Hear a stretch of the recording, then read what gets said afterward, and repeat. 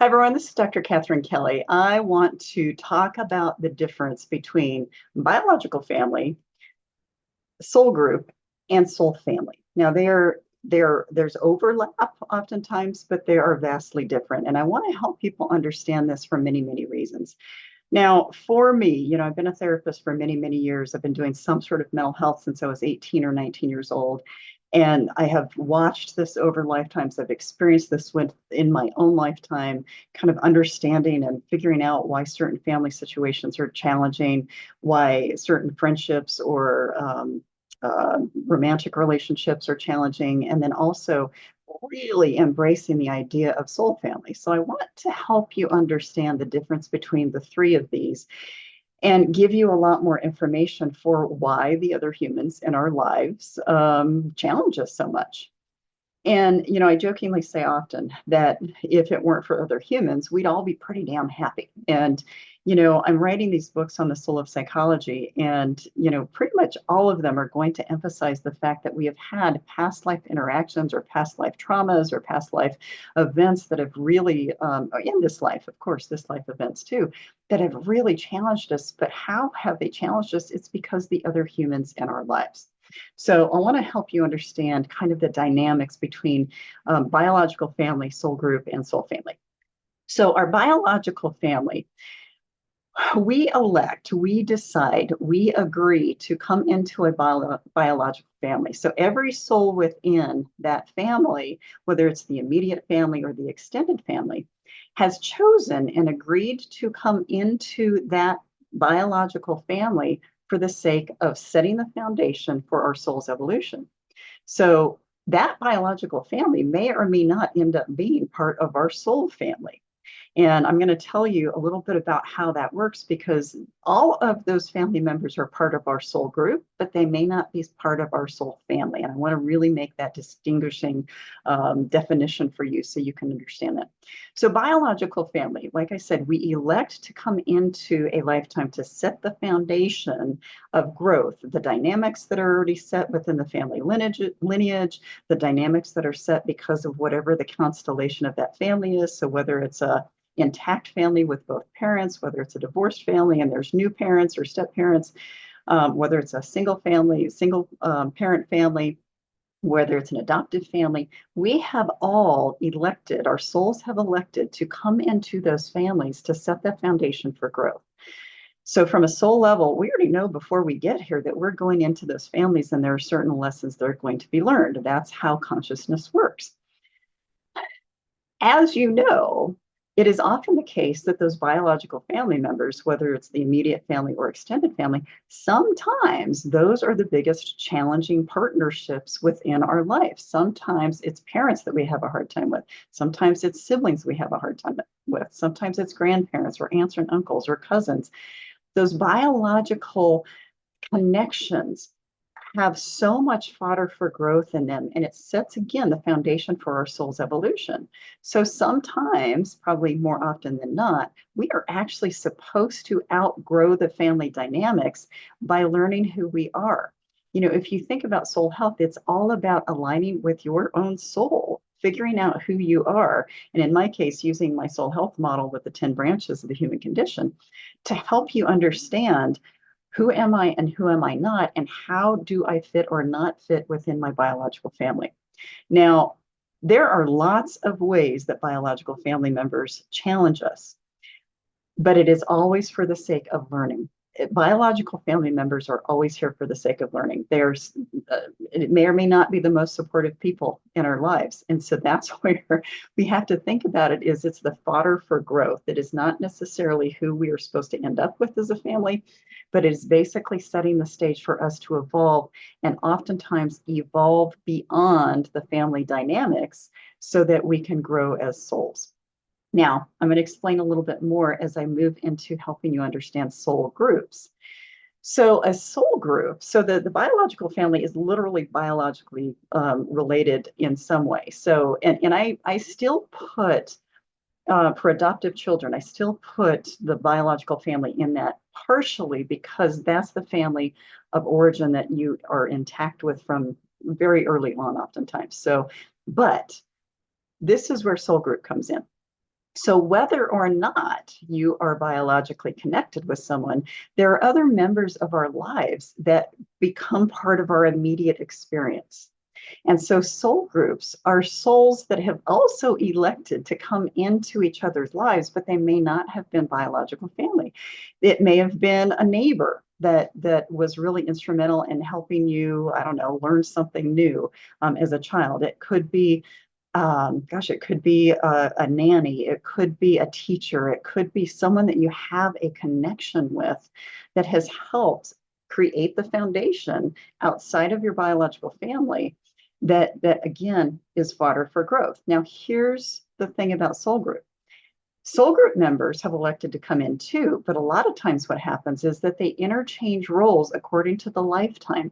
So you can still have someone that enters your soul group, I don't know, at age 25, 45, 55, 85, and you're not biologically related. You have never met these people in this lifetime before, but they are here to connect with you for either learning tough lessons or sometimes for learning good lessons. Sometimes it's about learning how to do things in a better way, learning how to love in a different way or be respectful in a certain way, or really any kind of dynamic.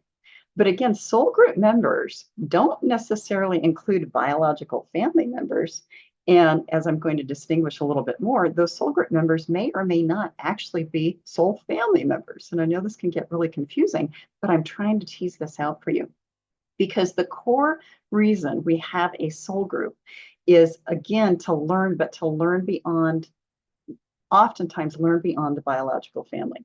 So we can have those teachers that are instrumental in getting us somewhere in life. And I mean literal teachers, teachers going through K through 12, graduate school, college, whatever, or preschool even.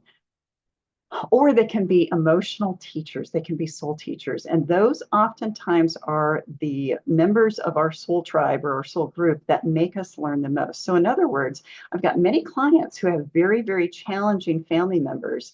And those are part of their soul group because it is instrumental for those souls to lace the situations with either challenges or needs to make a decision to get out of that soul group, that relationship. And I'm going to give you examples. So I have several clients who have very challenging bosses, and those soul group members have come into these employees' lives in order to teach them many things. Often the case is for them to be in their truth.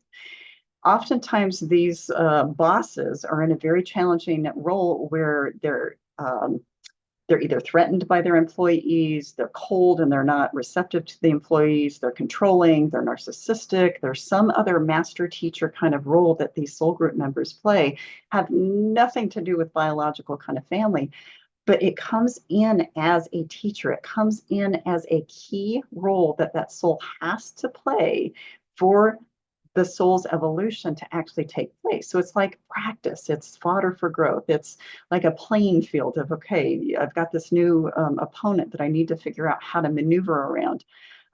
It could be, one of your soul group members could be an intimate relationship that you had this attraction to in the beginning, but then basically there were major, major lessons that you had to learn in order for you to evolve beyond either a certain role or a certain behavior, a certain mindset.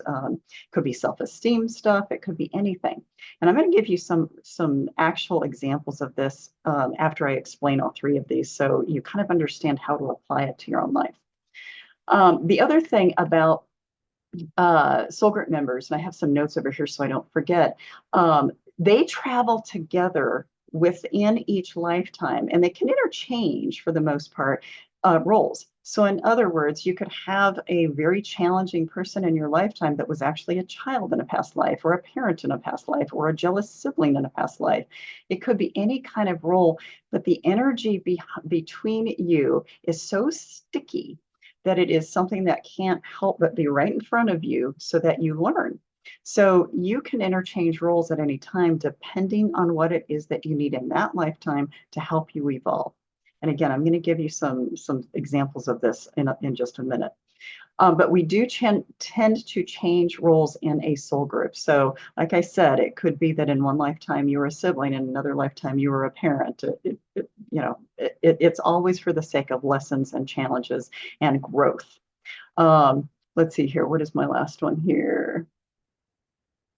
And I can't even read my own writing. I apologize for that. But it's a matter of leaning into the dynamic that you have, the karmic dynamic you have, in order to figure out what you're supposed to learn. And that's why conscious evolution is so important to me.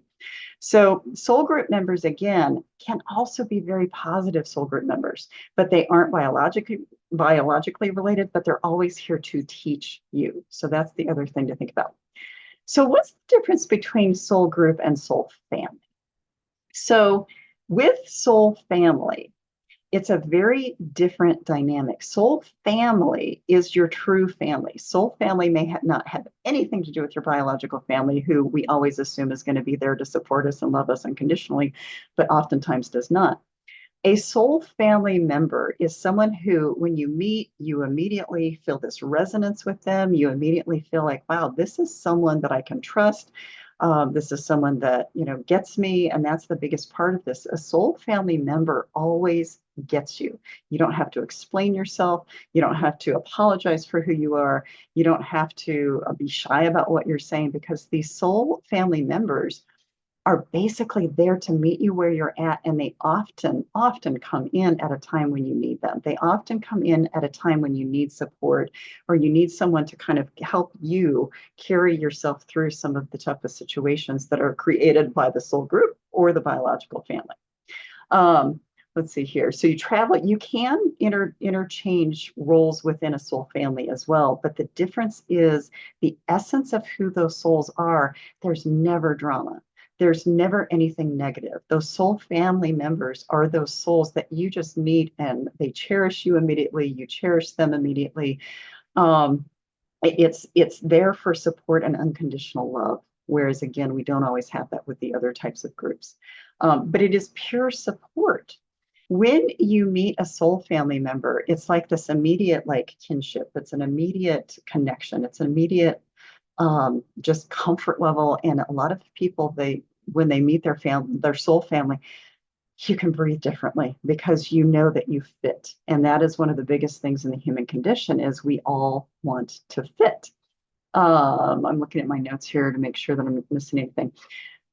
There are natural interactions. So there are very natural interactions with family members, soul family members. It just comes so naturally, and it's not hard, and there's nothing dramatic. There's nothing negatively karmic about it. It's just one of those smooth sailing kinds of relationships. Now, what I will say is not everybody meets members of their soul family. Whereas everybody on this planet has some form of biological family and some form of a soul group. So when those soul family members show up, it is that you can kind of sit back and relax, because it's like, oh, wow, this is really nice to have these family members in your life. Now, here's the thing about soul family. They can also have showed up in previous lifetimes. And they can have those connections with you that are feeling very natural. And part of it is because that is literally family, but it's a different level of family. These are like the transcendent kind of family members. And when I say transcendent, it transcends drama. It transcends the human condition challenges. There's really nothing icky, sticky. I did a video January of 2023, that was called Sticky Family Karmic Shit. And I still, use that term, and I've had lots of people bringing up that term recently. But there is nothing sticky about soul family. Soul family, they're easy, easy, easy. Now, I'm going to go back through and I'm going to help you understand a little bit about my own life with biological family, soul group, and then soul family. So biological family, I was the youngest of 5 children. We did have an intact family, meaning my parents remained married until my father died when he was 66 and I was 21 years old. So technically, we had an intact family. The biological family, there were two brothers and three of us were females. Three of the children were females. We actually did not live close to any other biological family. So we lived, oh gosh, 2 or 3 states away from, actually, yeah, 2 or 3 states away from anybody on my dad's side or my mother's side. So we did not have interaction with cousins growing up. Other than I think once a year we visited each other. So from 3 states away. So we did not have a very big biological family that was right there. Now, here's where some of this goes into soul group information. So from a soul group perspective, doing some past life work, I figured out that my mother was actually never a mother in a past life. I was always her mother, which really became very, very helpful for me as I started to understand the dynamic, because my mother always leaned on me. We were very attached in many ways, even though there was a whole lot of discomfort. She was not a very advanced parent in terms of, with the work that I do, she would never understand any of this. Was she really, really good at providing, keeping food on the table, keeping clothes on our backs, keeping everything clean? Absolutely. But from the other part of parenting, I was actually wiser than her. I was the one who actually, she came to and asked me things at times. She didn't always like the answers, but she did. So my mother was always a child of mine in past lives. My dad was never a father in a past life, but he was basically a grandchild at one point. So just doing that work, was very helpful in me understanding dynamics too. Now, my father was actually a very old soul. He was just very broken from lots of trauma he had had in this lifetime and probably previous lifetimes, honestly, because energetically, once I understood how to read the energy of people, I could tell that he had been carrying a whole lot of stuff from past life into this life. Siblings, so some of the siblings, I never felt like I fit in. I never felt like I fit in my family. I did not understand what fitting in felt like until I met my best friend at age 14. We were on the volleyball team. I was on the freshman team. She was on the softball team, or sophomore team, excuse me. And I did not feel normal. I didn't feel like I fit in until I met her and her family. So in walks soul group. So soul group members are people who influence your life in either very good ways or challenging ways, but basically are there to add to the dimensions of whatever you learn in your biological family. Because if we only had biological family, our worlds would stay very small and we would not evolve very much. So I want to emphasize that again. If we only interacted with our biological family, we would not be able to expand our worlds. We would not be able to challenge what was going on in our family to evolve beyond it. So we need soul group members in order to get us further. We need soul group members to come into our lives. And in the case of my best friend, and realizing, wow, wait, I feel better over there than I felt in my own family. And her family was very welcoming, very loving, very affectionate, very fun. She had cousins that, would come down for holidays, and I was part of their family, and I got to hang out with cousins. So it was really pretty cool because I had this biological family that was pretty tucked in because of my dad's accident at age 9. That kind of shut down a whole lot of stuff in the family. But then I had this side family that was part of my soul group that really helped me open up my world and helped me realize, okay, that's how family is supposed to be. That's how these loving relationships are supposed to be. And there wasn't a whole lot of drama in her lifetime. I mean, well, I shouldn't say in her lifetime, but in her family, it was one of these things where it was like there was always a welcoming energy. It was always a loving energy. Her mom and dad would both come and hug me and kiss me when I walked in the house, and it felt so wonderful. So needless to say, I spent a lot of time over there. Other soul group members, boyfriends, the boyfriends, girlfriends, whoever it is that you are interacting with, those are soul group members, whether or not you stayed with them very long. The reason they are soul group members is there's never a person in a soul group that you don't learn something from, don't learn something about yourself.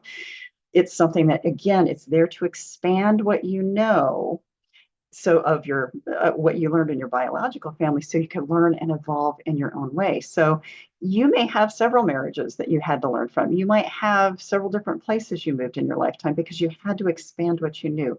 You may have different views. You may have a different lifestyle than what your family is, but you have to realize that soul group members, whether they are challenging to you or not, are there to expand what you already knew from your biological family and move into basically that conscious evolution mode where the souls that are coming in and out of your life are there to teach you. Some of them stick around for a long time and you're still supposed to learn things. Some of them come and go. All of those soul group members are there to expand your awareness. Now, moving into soul family, they're still there to expand your awareness, but in a totally different way. They are there to basically be capsules for you or be containers and be observers and be present for you. It doesn't mean that they're not going to kind of give you a little nudge here and there, but there's no drama to it. There's no dissension. There's no conflict. That's not how soul family work. And so for me, what's been really beautiful is that, my best friend and her family, my best friend is definitely part of my soul family. Her parents are more part of my soul group than my soul family because Stacy really gets me. Her world, she gets me. She might not. We talk a lot about this stuff, but it's like the energy of it is we're just soul family. We're soul sisters. We were soul sisters from day one, and so we shared lots of tough things over our almost 40 years of knowing each other. But there's the thing. She's soul family. Her parents and her family were part of my soul group because it helped to expand things. But other members of our soul family, come and go throughout our lives. So when I think about soul family, I am still in contact with all of my soul family members, and I am getting more and more of them accumulating as time goes on. In fact, these last probably 18 months, it's just been beautiful to see what's happened because I've had so many other soul family members come out of kind of the woodwork, I guess. There's another therapist who moved into town, and I saw her. She does integrative work. I thought, okay, I saw her on an online networking, and I contacted her and I said, hey, I see you're in town. I'd love to, get to know you, see what you do, so I can refer clients. We interchanged, probably 3 or 4 emails. We met for coffee and we talked for 5.5 hours. It was just like one of those immediately like, wow, where have you been for how old am I? So we've been 53. How have you been? Where have you been for these 53 years? And again, it was just an easy fit, just beautiful, easy fit. Other soul family. I've got all of these other people that have come out of nowhere. There's a psychologist that I got to know actually through one of my soul healing clients. She said, you need to know, Dr. Kelly. So she contacted me. We emailed back and forth. And now we meet at least once a month on Zoom. She lives in a totally different state. And I know it's part of my soul family. I have other people here. I have energy workers, my massage therapist. I've got other friends that are here. So it's a very different frequency of energy. And for those of you who understand what I mean by frequency of energy, everything is energy. Everything has a different frequency level, a different kind of energetic level. And so the people who are your soul family are the ones that meet you on your same frequency. You always have a history with them throughout your lifetimes, but it's always been a supportive role. It's always been something that's been there. You still grow as part of your soul family, but it's a very different frequency. It's not about drama. It's not about having dissension. It's not about butting heads. It's not about, I don't know, it's just not about any of that negativity that comes with soul groups. So there's another part to distinguish is that whole idea of biological families here for a very different reason than soul groups and also for soul family. And hopefully this information will give you a little bit more of an understanding of, again, your biological family, people who have come and gone into your life. And then also hopefully some of you, if not all of you, have at least one or more members of your soul family that you just resonate with and get, because that is where like that sweet spot of the soul is when you can resonate with those soul family. It just makes such a difference in your life. So there is more to come on basically understanding the souls in our life. I'm going to do some work on some videos on parenting, and I'm going to integrate that with soul age, because soul age makes a huge impact on how your biological groups come together, and how you're really anything. So soul age in any of these families, sibling rivalry, that one's a big one, relationship issues. So part of our soul group is understanding that soul group is understanding these dynamics. And I'm going to keep flooding you with more information about this, especially throughout this month, and also through just videos to come. So if you aren't already on my newsletter list, you can go to my website. Just type in Katherine Kelly, Winston-Salem, North Carolina. It will come up. You can add yourself to my contact list, which will put you in my email system. This month's video is all related to my newsletter article about soul family. So if you want more to read and you want more information, you can go there. And then also you can follow me on the YouTube page. You can follow me on any of the social media.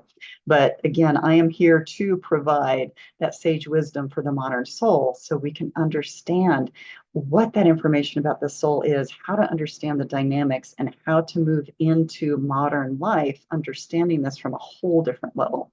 And to me, that's what conscious evolution is all about. So I hope you have a wonderful day. Thank you for listening. I would love to hear your comments. And yeah, family's tough, but this is what it's all about. It's about growing and learning and evolving beyond old stuff. So have a wonderful day. Light and love to you. Bye-bye.